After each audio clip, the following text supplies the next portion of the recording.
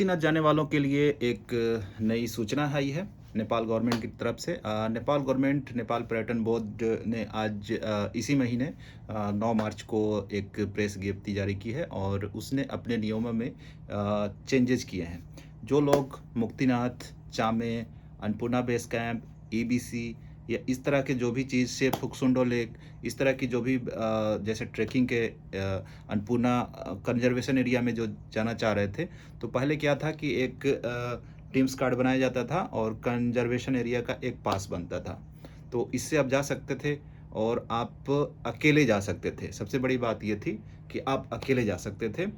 लेकिन अब जो नेपाल पर्यटन बोर्ड ने अपने नियमों में चेंज कर दिया है और इसमें अब उन्होंने मैंडेटरी क्या कर दिया है कि अगर आप इस रीजन में मतलब कि अन्नपूर्णा बेस कैंप में अन्नपूर्णा का जो कंजर्वेशन एरिया है वो उसमें या कोई भी नेपाल के जो भी कंजर्वेशन एरिया में अगर आप जा रहे हैं, तो इस एरिया में जाने के लिए आपको एक गाइड की ज़रूरत पड़ेगी। बिना गाइड के आप उसमें नहीं जा सकते।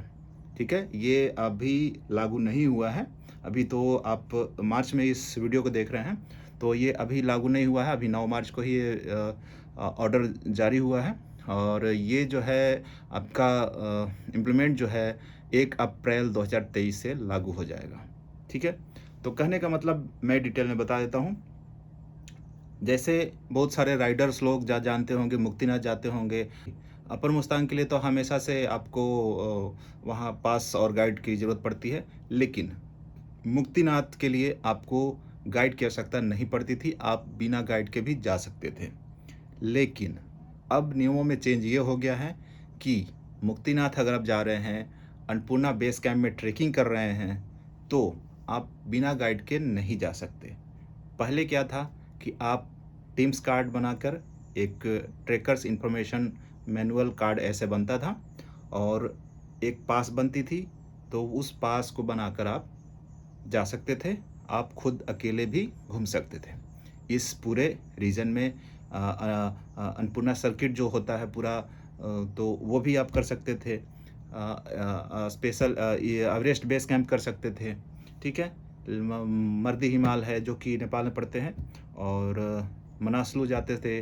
तो इस तरह से बहुत सारे एरिया में आप अपना पास बनवाकर और ट्रैकिंग कार्ड बनवाकर जा सकते थे, लेकिन अब ऐसा नहीं है और अब इन जगहों में जाने के लिए आपको गाइड की आवश्यकता ज़रूर पड़ेगी। बिना गाइड के आप इसमें नहीं जा सकते। ठीक है? गाइड में भी आपको जो नेपाल गवर्नमेंट के जो जिसको उन्होंने मान्यता प्रदान की है, उसी एजेंसी के थ्रू और गाइड के थ्रू आप उसमें जा सकते हैं। ठीक है? तो इसमें उनका वेबसाइट है नेपाल पर्यटन एनटीबी की, नेपाल ट्रैवलिंग बोर्ड की। तो आप उसमें भी आप जाकर पूरा डिटेल चेक कर सकते हैं। उसमें न्यू अपडेट में जाएंगे तो आपको दिखेगा। इसे 2 चीज़ों के लिए बताया है। पहला ये कि उनका कहना ये था कि जो भी टूरिस्ट इस एरिया में जाते थे, इस रीजन में जाते थे, वो उनकी कुछ हेल्थ इशू होती थी या कुछ कहीं खो गए तो उनको ट्रैक करने में, या कहीं उनको कोई प्रॉब्लम हो गई, किस एरिया में जाकर वो खो गए, तो उनको ट्रैक करने में दिक्कत होती थी। लेकिन गाइड रहने से क्या होगा कि गाइड जो भी एक है वो एक आपके बिल्कुल साथ में चलेगा और आपको कहीं भी कोई परेशानी होगी तो गाइड आपको मदद करेगा। ठीक है? तो इसलिए गाइड उन्होंने मैंडेटरी कर दिया है। ठीक है? डी है उन्होंने बताया है कि जो वहाँ पर लोग हैं, जो भी युवा वर्ग के लोग हैं, ठीक है? तो उनको एक तरह से रोज़गार भी मिलेगा। ठीक है? क्योंकि ये सारे जो एरिया हैं, इसमें पूरा सालों भर टूरिस्ट आते रहते हैं। डिसीजन के प्लस और माइनस दोनों पॉइंट होते हैं, पॉजिटिव और नेगेटिव दोनों पॉइंट होते हैं। तो इस डिसीजन के भी हैं। तो पहले मैं पॉजिटिव चीज़ें गिना देता हूँ। अब पॉजिटिव में क्या है कि आप गाइड करते हो, ये बहुत अच्छी बात है। आप इस रीजन में, इस एरिया में जब जाओगे, मैं गया हूँ इसलिए बता रहा हूँ। इस एरिया में जब जाओगे तो ये बिल्कुल जंगल वाली एरिया है, जंगल और पहाड़ वाली एरिया है और ऐसा है कि आपको पूरा काफ़ी दिन भर चलोगे तब भी आपको कहीं कुछ हॉस्पिटल या कुछ ऐसा जो है वो आपको नहीं मिलेगा। मतलब काफ़ी दूर-दूर तक कुछ नहीं मिलेगा और रास्ते जो हैं काफ़ी ऊबड़-खाबड़, पूरे पथरीले रास्ते, नदी किनारा है, कहीं बिल्कुल पहाड़ी पे चढ़ के जाना है।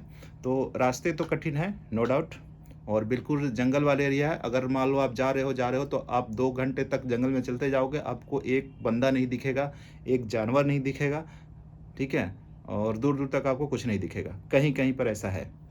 एवरेस्ट बेस कैंप ट्रेक हैं, तो इन सब अगर पे जा सके तो कहीं-कहीं पर ऐसे पैचेज़ हैं, जहाँ पर बिल्कुल काफ़ी दूर तक आपको कुछ भी दिखाई नहीं देगा। मतलब कोई भी लोग, जानवर कुछ नहीं मिलेंगे, ठीक है? तो गाइड रहने से एक सबसे बड़ा फ़ायदा आपको ये हो जाएगा, कहीं भी आपको कोई प्रॉब्लम होती है, रास्ता आप नहीं भटकेंगे, कहीं कोई प्रॉब्लम होती है, तो गाइड आपको तुरंत हेल्प करने के लिए वहाँ पर रहेगा वो, ठीक है?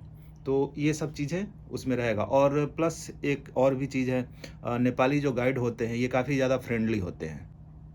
तो ये हो गई पॉजिटिव चीज़। अब नेगेटिव की बात करते हैं, तो नेगेटिव में बहुत ज़्यादा नेगेटिव नहीं है, सिर्फ़ एक ही नेगेटिव मुझे दिखता है।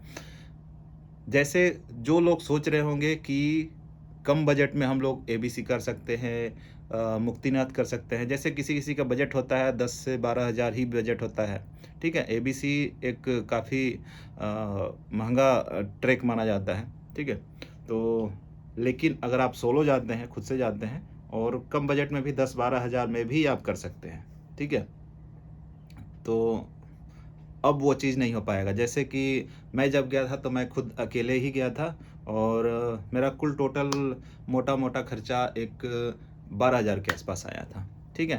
तो वो मैं बता रहा हूँ। तो अगर उस तरह से कोई बैचलर होंगे जिनका बजट कम होगा, ठीक है? जिनके पास जोड़-जोड़ कर जाते होंगे कि हाँ, इस पैसे के लिए मैं ट्रेकिंग के लिए जा रहा हूँ, इस टाइम में इतना मैं जमा करूँगा तो मेरे पास इतना हो जाएगा, तो मैं ट्रेकिंग के लिए जा पाऊँगा।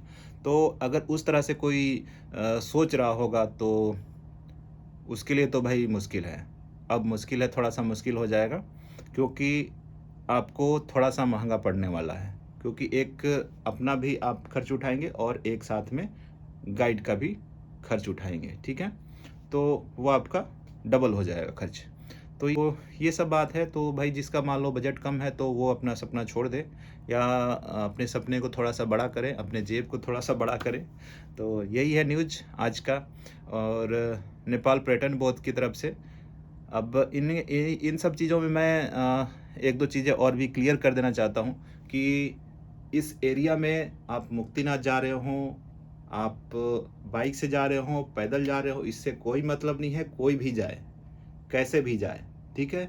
आपको गाइड लेना ही लेना है, ठीक है? बिना गाइड के आप इस एरिया में नहीं जा सकते।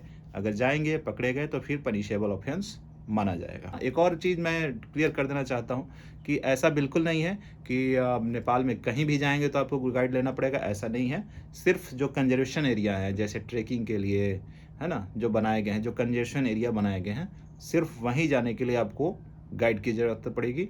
बाकी और कहीं जाने के लिए, जैसे आप काठमांडू के अगल-बगल का एरिया जो भी है, काठमांडू सिटी के अगल-बगल आउटस्कर्ट्स जो हैं, वहाँ पर घूमने के लिए आपको गाइड की ज़रूरत नहीं पड़ेगी। बांदीपुर जा सकते हैं आप, भरतपुर जा सकते हैं आप, पोखरा जा सकते हैं आप।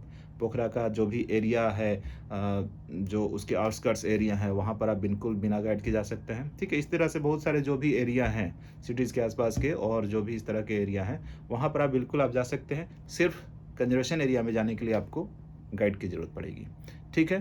तो बाकी आप डिटेल आप नेपाल टूरिज़्म बोर्ड की वेबसाइट है, वहाँ पर आप जाकर बिल्कुल देख सकते हैं।